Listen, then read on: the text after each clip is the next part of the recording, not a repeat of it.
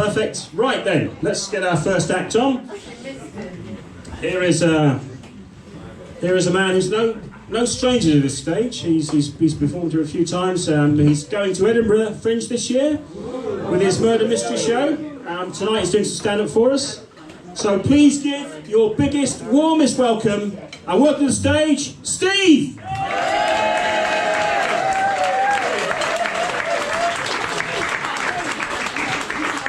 Thank you guys. What a great welcome. Going on first at a comedy gig, I don't know how good that is or not, but we'll find out. I'm at that stage in my life now where half of me wants to retire and half of me wants to keep working, sort of new jobs, trying new things. And in the last year I have tried a few different jobs with different levels of success. I was a physiotherapist for a few weeks. I got fired from that. Apparently I rubbed people up the wrong way.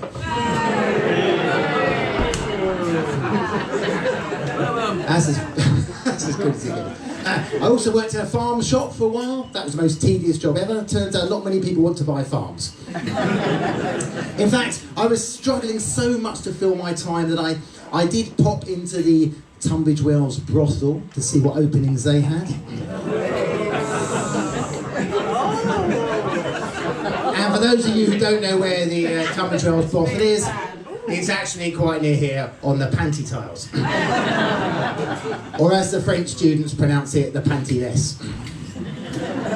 I mean, don't get me wrong, I have had a good career in corporate life. I did make it quite high up, in fact, but it was never really the environment for me. I remember once the HR director coming up to me and saying, "Steve, you're looking very stressed, very over busy. I think you should go on the How to Delegate More Effectively course."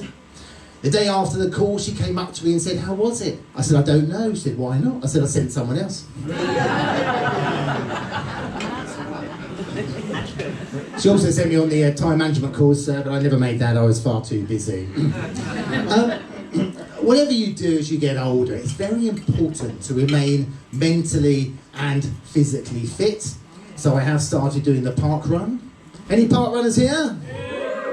Yeah, what's your best time? Who cheered? Yes. What's your best time? Yeah. 20 minutes.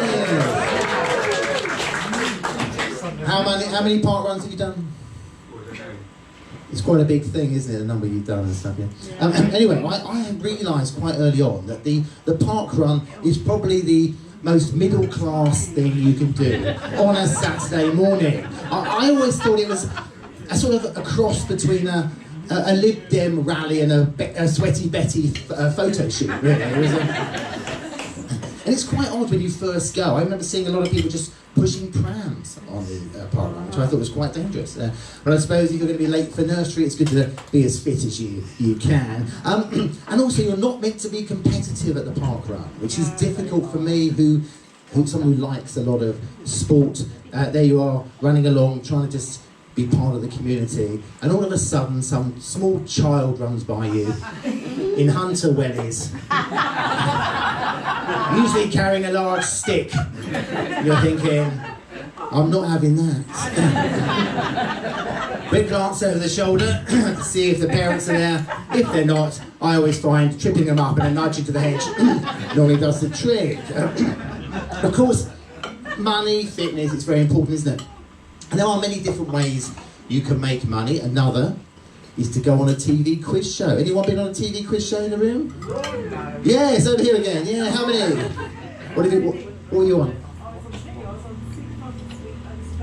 Supermarket Street. Yeah, well, yeah. Supermarket Street. Did you win anything? You got a jackpot. Woo! That's amazing. That's amazing. Anyway, I do have a theory about TV quiz shows that the easier it is, no offence, the easier it is, the better the prize. I mean, the hardest quiz show on telly, Mastermind, you just win a fruit bowl, basically. If you're on Who Wants to Be a Millionaire, it's quite easy to win £32,000 with your 3 lifelines. And then there's Deal or No Deal, where you don't need a brain at all, it's just total luck. In fact, no one's made that much money just from opening boxes since our Amazon driver stole our Christmas presents.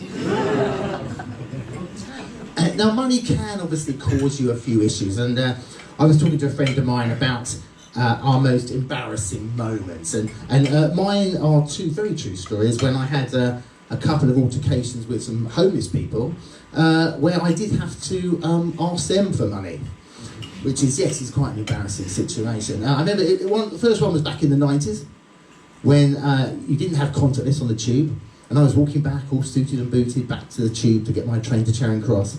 Past this lovely homely person, he said, "Have you got any money?"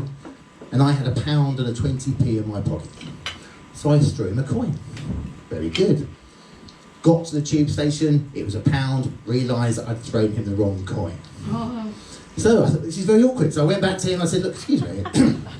I said, "All in my suit." I thought, I don't know if you remember me, I walked past you a few minutes ago and I threw you some money, but I meant to only give you 20p and I gave you £1. And I know that sounds really odd, you're homeless, but I do need that £1 to get back to my 4-bedroom house in Tunbridge. It was a little bit embarrassing moment. He threw me the money back, and I did promise to give him double the next time, but I did avoid him for a while. My other altercation with a homeless person was when I tried to buy the Big Issue. Again, it was a year later. I gave this Big Issue salesman £2. Went to take my copy of the Big Issue, and he said, "You can't have it." I said, "Why not?" He said, "That's my last copy. If I give that to you, I can't make any more money today." I said, "Well, that's not my problem, mate, is it? I bought it."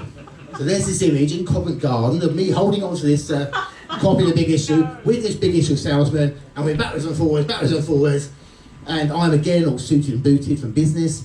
A little crowd is gathering, tensions mounting, I'm getting booed, and I'm thinking, there's two options here. I could be the bigger man and walk away, or I could just snatch that Big Issue and run off. I can tell you that was the most interesting copy of the Big Issue I've ever read. Now, we all need money, both for me and for my family. I've always wanted to own an alpaca for my back garden. Yeah, they're quite expensive, they are very expensive. And you can't buy just one. They only come in alpaca 3.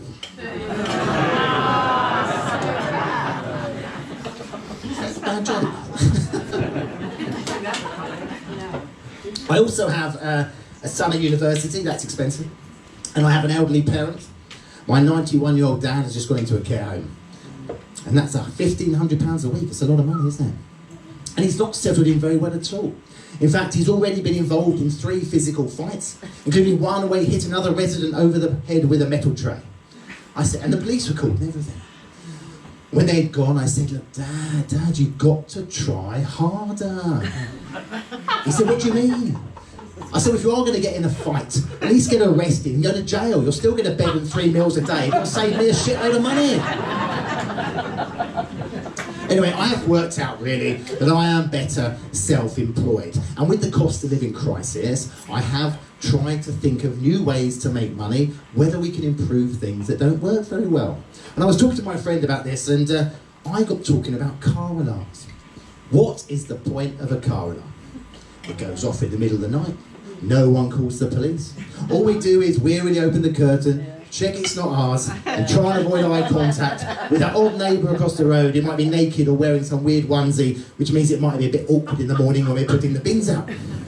Anyway, if we do have to have car alarms, why do they have to make such an awful noise? Now, my idea is, why can't we download musical car alarms in the same way we download ringtones? Think about it, some great songs for this. There's the Spice Girls, Stop, which is the perfect song for the very polite people of Tunbridge Wells. Anyone who knows the lyrics, stop right now. Thank you very much. Yeah, thank you very much, yes. A great way to tell some low-life car thief to do one. There are other songs too. There's MC Hammer's You Can't Touch This. Michael Jackson's Leave Me Alone. And in fact, if you want to download the ultimate deterrent, why not go for something like Black Lace's Agadoo?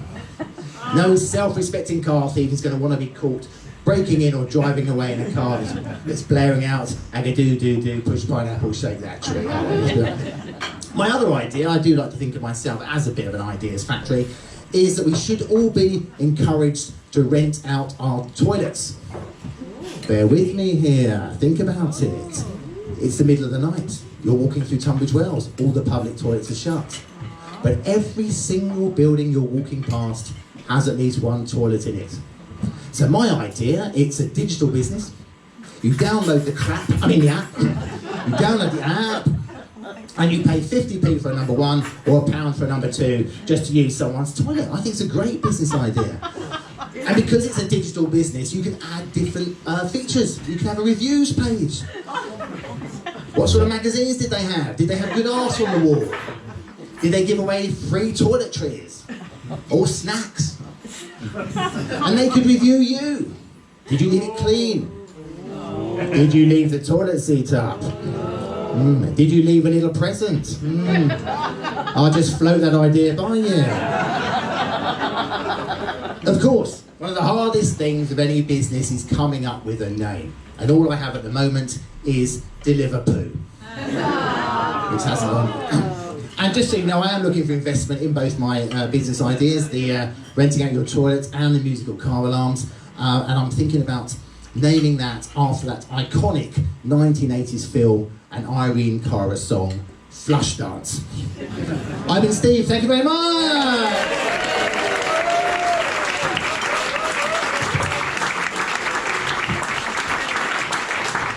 Let's hear it again for Steve! Perhaps not the ideal man to work in Charlie's Angels kitchen there, with his record of dealing with homeless people, I think. I'll have that salad back, please.